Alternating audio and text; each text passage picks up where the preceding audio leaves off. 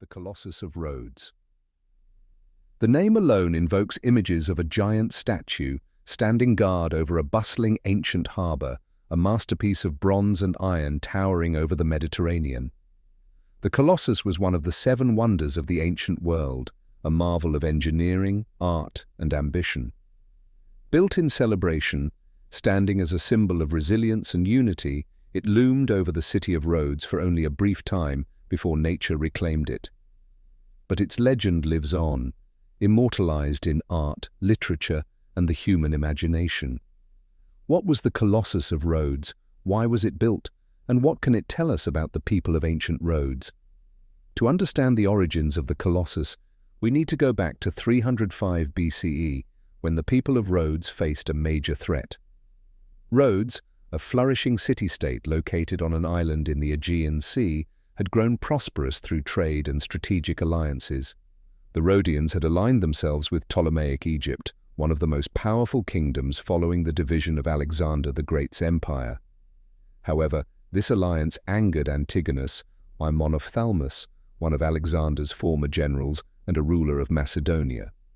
Antigonus wanted control over Rhodes due to its strategic location and its naval strength, so he decided to teach the Rhodians a lesson. Antigonus sent his son, Demetrius Poliorcetes, whose name meant the besieger, to take control of the island. Demetrius had a reputation for relentless military tactics and brought with him a massive army and an array of siege engines that had never before been seen in the ancient world.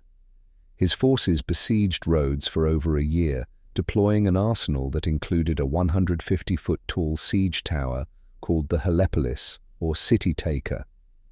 The Helepolis was an enormous wheeled structure with multiple levels and battering rams designed to allow troops to scale walls and enter the city.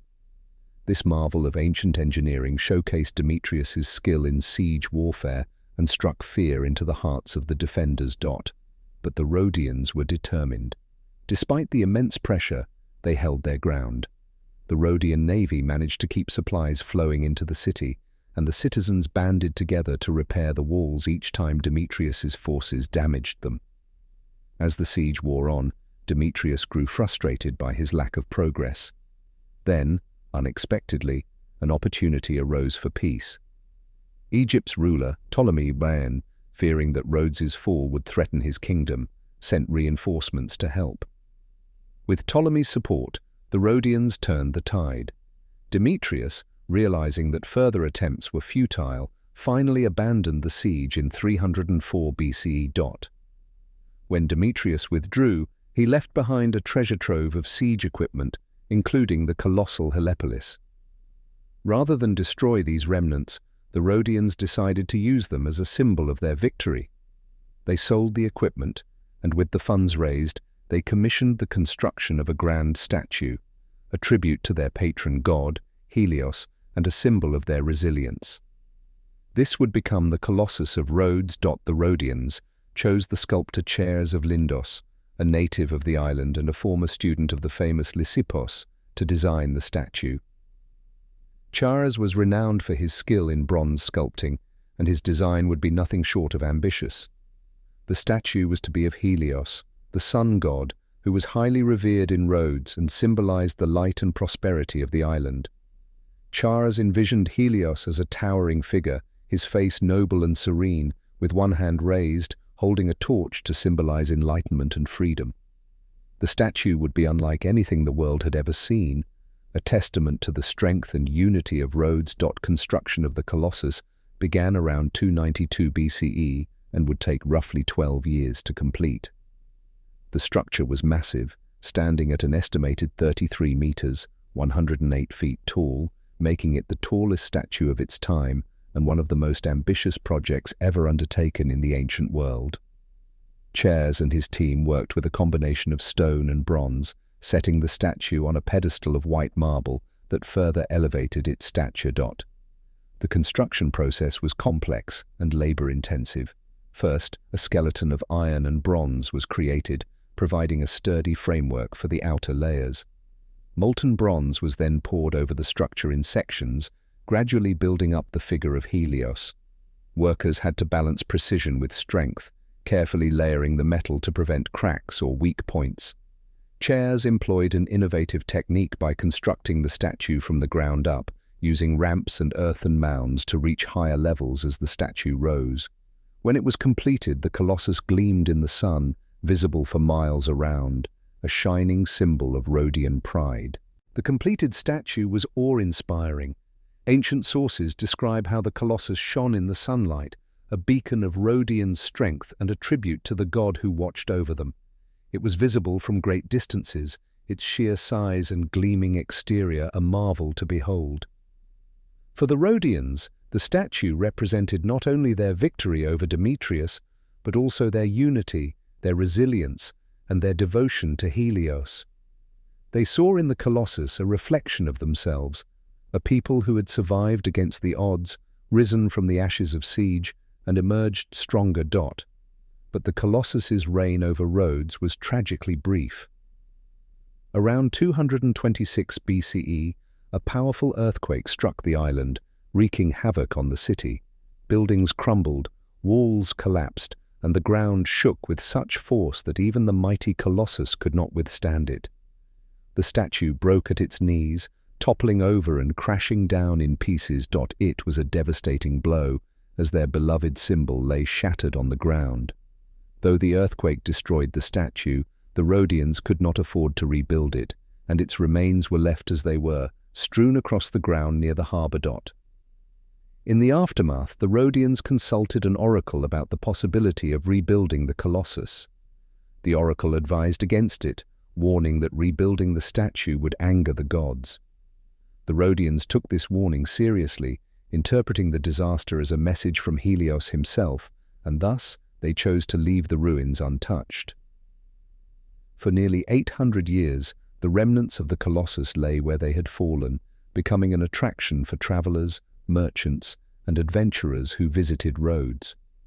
People from far and wide came to see the fallen giant, marveling at the immense hands, feet, and face that had once stood as a beacon of Rhodian strength. The Colossus of Rhodes wasn't just a random monument. It was built as a symbol of freedom and triumph. The people of Rhodes constructed it as a tribute to their victory over Demetrius Poliorcetes, the son of Antigonus I, after he unsuccessfully tried to besiege Rhodes. The statue celebrated not only their win but their unity and resilience as an island people who had successfully defended their home from invasion. Ancient writers, including Strabo and Pliny the Elder, recorded their impressions of the fallen statue. They described the immense hands and fingers, the massive head, and the immense feet, each piece an indication of the Colossus's original scale.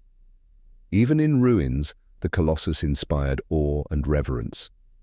The fragments of Helios reminded visitors of Rhodes's power and its history, a symbol of a bygone era when the island dared to challenge one of Alexander the Great's successors and emerged victorious. Centuries later, around 654 CE, the remnants of the Colossus were allegedly removed.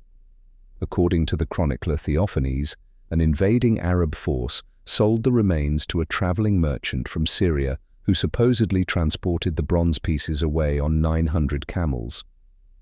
If true, this would have been the final chapter in the Colossus's history, a wonder that had stood for a brief moment, only to be scattered and sold off as scrap. Although the Colossus no longer stands, its influence has endured. It served as an inspiration for later statues, such as the Statue of Liberty, which shares both its colossal scale and its symbolism of freedom and hope. The image of the Colossus has been immortalized in art, literature, and popular imagination. It stands as a reminder of human ambition and creativity, an embodiment of the Rhodian spirit, and a testament to the ingenuity and resilience of ancient engineers and artists. The legacy of the Colossus lies not in its physical form, but in what it represented to the people of Rhodes and to generations that followed. It was a declaration of independence, a beacon of resilience, and a celebration of victory. It symbolized the unity of a people who withstood a powerful siege and emerged undefeated. The Colossus reminds us of the ancient world's marvels, created with sheer human will and craftsmanship. The Colossus of Rhodes was a massive statue of the sun god Helios, which stood in ancient Greece on the island of Rhodes.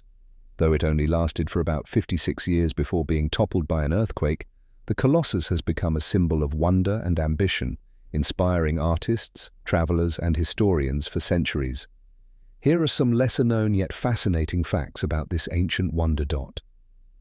In the end, the Colossus of Rhodes stands as a symbol of human aspiration, a reminder that even in moments of destruction, the human spirit endures.